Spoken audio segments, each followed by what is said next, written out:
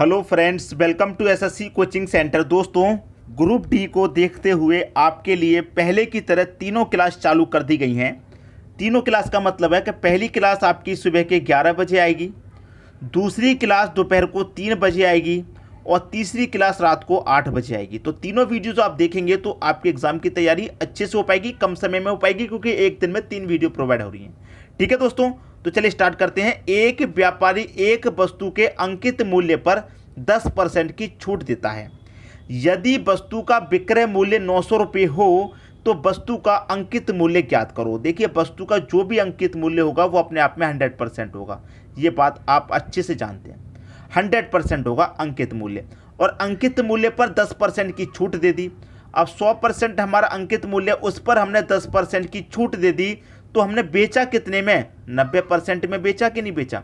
अब परसेंट में बेच रहे हैं 90 में और रुपए में बेच रहे हैं 900 रुपये में। विक्रय मूल्य कितना है? 900। तो 90% में बेच रहे हैं, रुपए में बेच रहे हैं 900 में, तो 90% बराबर 900 के हो जाएगा। और हमें क्या पता करना है? अंकित मूल्य। अंकित मूल्य मतलब 100% का मान। तो कैसे निकालेंगे 100% का मान? इस 900 में इस 90 से डिवाइड कर देंगे और 100% का मान निकालने के लिए 100 से गुना कर देंगे, आंसर आ जाएगा भाई। 1 0 से 1 0 गया, 9 से 10 बार में जाएगा और 10 का मल्टीप्लाई 100 से कर दीजिए, 1000। आंसर आ गया 1000, बस खत्म। 1000 दे रखा है बी ऑप्शन में। क्लियर हुई बात? अच्छे से समझ में आ गया? कोई दिक्कत परेशानी किसी को भी नहीं होगी। ठीक है दोस्तों, अब देखेंगे हम अगला प्रश्न। अगला प्रश्न है, विपरीत दिशाओं से आ रही 152.5 मीटर और 157.5 मीटर लंबी दो गाड़ियां 9.3 सेकंड में एक दूसरे को पार कर जाती हैं, तो दोनों गाड़ियों की संयोजित गति प्रति घंटा क्या होगी? गति पूछ रहा है, गति का मतलब चाल पूछ रहा है। क्या पूछ रहा है हमसे? चाल पूछ रहा है भाई। और चाल बराबर क्या होता है? दूरी बट्टे समय, यही होता है हमारा। अब एक चीज़ अच्छे से ध्यान रखना कि ये विपरीत दिशाओं से आ रही हैं। विपरीत दिशाओं का मतलब आमने सामने से ऐसे आ रही हैं। अगर एक ही दिशा में आए तो हमेशा याद रखना उनकी चालों का अंतर करते हैं। जब एक ही दिशा में जा रही हों दोनों गाड़ियां और आमने सामने से जब आती हैं तो प्लस करते हैं उनकी चालों को। ठीक है, प्लस कर देते हैं, आमने सामने से प्लस करेंगे। एक ही दिशा में होंगे तो अंतर कर देंगे। अब यहां पर क्या है? हमारी चाल हमको निकालनी है भाई, और दूरी हमें दे रखी है। पहली ट्रेन की दूरी ये है, दूसरी की ये है, दोनों को जोड़ लेंगे। ठीक है, दोनों को जोड़ लेंगे तो ये कितना हो जाएगा? 150 और 150 300, 300 हो गया। 7 और 2 9, 309, आधा ये 310 हो गया। कितना हो गया भाई? ये 310 हो गई। समय कितना है? 9.3 सेकेंड का, 9.3। अब यहाँ से मैं दशमलव इसको हटा दूँ तो ऊपर 1 0 लग जाएगा, क्योंकि एक संख्या दशमलव के बाद में अब ये 93 हो गया। अब इसमें एक चीज़ और कि भैया यहाँ पर हमारा समय सेकंड में है और यहाँ घंटे में है, यूनिट अलग अलग है भाई। बड़ी यूनिट में पूछ रहा है, बड़ी यूनिट में पूछ रहा है तो बड़ी संख्या ऊपर आएगी 18 बट्टे में 5 आ जाएगा भाई। जब हमारी यूनिट समान नहीं है, अलग अलग हैं, तो हमें 18 बट्टे 5 से गुना करना पड़ेगा। किलोमीटर में पूछ रहा है तो 18 बट्टे 5 से गुना। अगर मीटर पर सेकंड में पूछेगा तो संख्या पलट जाएगी, 5 ऊपर 18 नीचे। अच्छे से ध्यान है आपको। तो 3 छिक्के 18 कटेगा, 3 से 93 करेगा 31 बार में, और 31 से 31 गया एक बार में, और ये 2 0 आ जाएंगे। ठीक है, अब 5 से ये 100 कट जाएगा हमारा 20 बार में, और 20 का मल्टीप्लाई 60 से कर दूं, 20 छिक्के 120 होगा। तो 120 किलोमीटर प्रति घंटा आपका आंसर आ जाएगा। प्रति घंटा 120 किलोमीटर प्रति घंटा, और 120 कहाँ दे रखा? बी ऑप्शन में। खत्म हो गया प्रश्न। कोई ज़्यादा कठिन थोड़ी ना था, कठिन बिल्कुल भी नहीं था, कठिन बनाया गया था, आसान था। अब देखेंगे अगला प्रश्न। अगला प्रश्न है हमारा, 9/16 बड़ा है 13/24 से। भाई 9/16 हमारा बड़ा है 13/24 से, क्या ये सही है? हाँ या ना? भाई हमें सॉल्व करना है। जिस तरफ ये नोक रहती है वो संख्या छोटी रहती है, तो कौन सा ऑप्शन सही है हम चेक करेंगे। ठीक है, तो देखिए यहाँ पर मैं क्या करूँगा, 16 और 24 का क्या करूँगा? एलसीएम लूँगा, तो एलसीएम मेरा 48 आ जाएगा।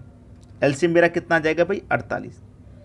समझ में आ रही है बात? एलसीएम मेरा 48 आ गया। अब मैं यहाँ पर इसको सॉल्व कर सकता हूँ आसानी से। कैसे?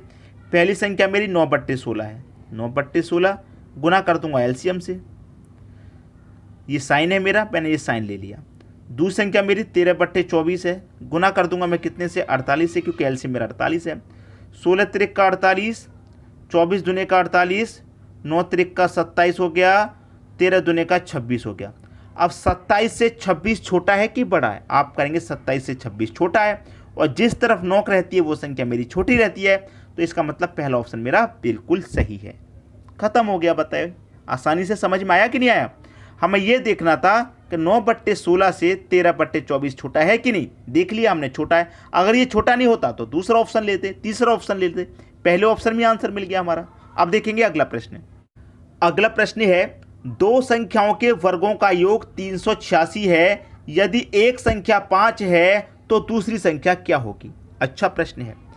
दो संख्याओं के वर्गों का योग, भाई पहली संख्या मेरी 1 ले ली मान लीजिए, और दूसरी संख्या मैंने 2 ले ली, और दोनों के वर्गों का योग कर रहा है कितना? 386 है।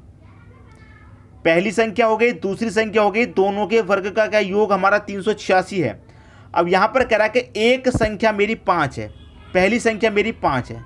अब यहाँ पर मैं कोई भी ले लेता हूँ, x ले लूँ पहली संख्या को, y ले लूँ, ठीक है, और दोनों का वर्ग का योग मेरा कितना भाई? 386 है। जरूरी नहीं है 1 और 2 लें, x और y मान लीजिए, a और b मान लीजिए।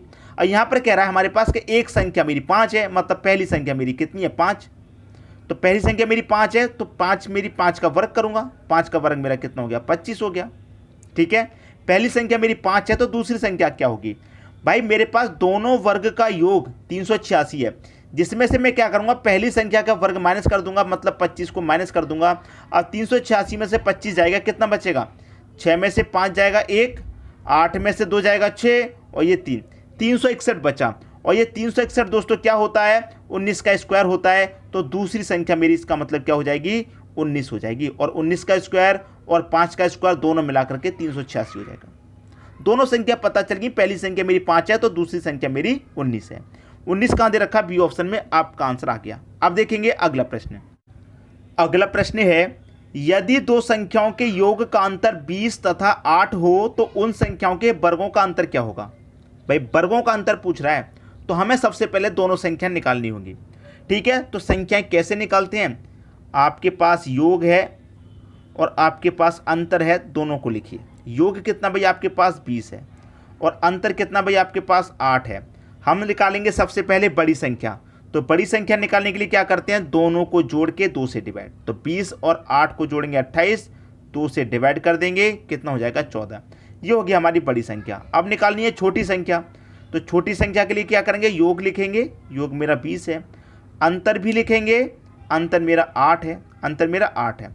बड़ी संख्या के लिए दोनों को जोड़ के 2 से डिवाइड, छोटी के लिए दोनों का अंतर करके 2 से डिवाइड। तो 20 में से 8 जाएगा, 12 बचेगा, 2 से डिवाइड, कितना आ गया भाई? 6। तो मेरी छोटी संख्या कितनी हो गई? छोटी संख्या मेरी पास 6 हो गई। अब दोनों ये पूछ रहा है कि दोनों वर्गों का अंतर, उन संख्याओं का वर्गों का अंतर कितना होगा? वर्ग का अंतर। तो इसका वर्ग कीजिए भाई, 14 का वर्ग कितना होता है? 196। और 6 का वर्ग कीजिए भाई, 6 का वर्ग कितना होता है? 36। दोनों के वर्ग का अंतर पूछ रहा है ना, तो दोनों का वर्ग करके आप अंतर कर दीजिए। 196 है, 14 का वर्ग, 6 का वर्ग 36, दोनों का अंतर कर दो। 196 से मैं 36 घटा देंगे, 160 आएगा। अंतर कितना है? 160। डी ऑप्शन बिल्कुल सही हो गया। अच्छे से समझ में आ गया। अब देखेंगे दोस्तों अगला प्रश्न। अगला प्रश्न है, किसी वस्तु के विक्रय मूल्य में 3 रुपये की वृद्धि, उस पर होने वाली 7.5, भाई ए 7.1/2 का मतलब 7.5 है, तो 7 पर पूर्णांक 1/2 की हानि को 7.1/2 लाभ में बदल देती है, तो वस्तु का क्रय मूल्य क्या है? भाई क्रय मूल्य, क्रय मूल्य मतलब कॉस्ट प्राइस अपने आप में 100 होता है, 100% होता है। अच्छे से ध्यान है आपको, ठीक है। अब देखिए यहाँ पर हमारे कितने की? 3 रुपये की। अब एक जगह हानि है, एक जगह लाभ है, तो मैंने क्या है? दोनों को जोड़ करके डिवाइड कर देते हैं। 7.5 और 7.5 कितना हो गया? 15। और हमें क्या निकालना है? क्रय मूल्य। क्रय मूल्य मतलब 100% का मान निकालना है, तो 100 से गुना। 3 × 5 = 15, 5 से 100 कटेगा 20 बार में। सी ऑप्शन बिल्कुल सही, आंसर खत्म। तो वस्तु का जो क्रय मूल्य वो कितना भाई? 20 रुपया है। क्लियर हो? एक जगह हानि है, एक जगह लाभ है, दोनों को जोड़ के डिवाइड कर देते हैं। अब देखेंगे अगला प्रश्न। अगला प्रश्न है, ललित अपनी कार को 20% हानि के बजाय 5% हानि पर बेचता है। भाई 20% हानि पर बेच रहा था पहले, फिर 20 से उसने छोड़ करके 5% हानि पर बेचा, तो उसने कितनी बचत कर ली हानि पर? 15% की बचत कर ली। पहले बेच रहा था 20% पे, लेकिन 20 के बजाय उसने सिर्फ 5 पर बेचा, तो 15% की उसे बचत हो गई। अब 15% की बचत हो गई। आगे कह रहा है कि 5% हानि पर बेचता है तो उसे 45,000 रुपये अधिक मिलते हैं। भाई 45,000 रुपये अधिक कब मिल रहे हैं? जब वो 15% की बचत कर रहा है। तो इसका मतलब 15% बराबर 45,000 के हो जाएगा, क्योंकि 15% की उसने जब बचत की तो 45,000 रुपये उसे अधिक मिले, तो 15% बराबर 45,000 के। अब 15% बराबर 45,000 के, तो 1% बराबर कितना? 15 त्रिक का 45 3 बार में गया, तो 1% बराबर 3,000 के। अब 1% बराबर 3,000 के, तो आपसे पूछ रहा है क्रय मूल्य, क्रय मूल्य मतलब 100% का मान। 1% बराबर 3,000 के, तो 100% बराबर कितने के भाई? 30,000 के। 100% बराबर कितने के? 30,000 के। क्लियर है? आपको अच्छे समझ में आ गया?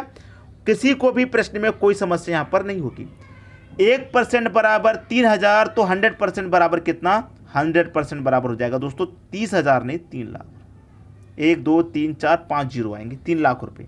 ठीक है, तो 3 लाख रुपए कहां दे रखा है? सी ऑप्शन में। खत्म प्रश्न। 10% का मान आता हमारा 30,000, लेकिन 100% का मान 3 लाख रुपए आएगा। ठीक है, क्लियर हुई बात? ये आपके प्रश्न का बिल्कुल सही आंसर हो गया। अब देखते हैं अगला प्रश्न। अगला प्रश्न है, यदि ड्राइवर कार को 15 मीटर पर सेकंड की चाल से चलाता है तो उसके द्वारा 3 घंटे 20 मिनट में तय की गई दूरी ज्ञात कीजिए। यह प्रश्न मैं आपको होमवर्क के लिए दे रहा हूं दोस्तों। आप मुझे इसका आंसर बताइए। आप ग्रुप डी की तैयारी कर रहे हैं तो यह प्रश्न आपको आना चाहिए, अच्छे से आना चाहिए। कमेंट बॉक्स में आपको आंसर देना है। और मैं बता दूं, इस प्रश्न का जो आंसर है वो है 180 किलोमीटर। आंसर मैंने पहले ही बता दिया, इसलिए मैं बता देता हूं ताकि बच्चे का जिसका 180 आ जाए वो संतुष्ट हो जाए कि मेरा सही है, और जिसका 180 नहीं आए वो कोशिश करे कि भाई मेरा गलत क्यों आ रहा है। इसलिए मैं आंसर को पहले ही बता देता हूं। ठीक है, तो 180 जिन बच्चों को आ रहा, सही कैलकुलेशन है, ध्यान रखना। ठीक है दोस्तों, वीडियो देखने के लिए आपका बहुत बहुत धन्यवाद।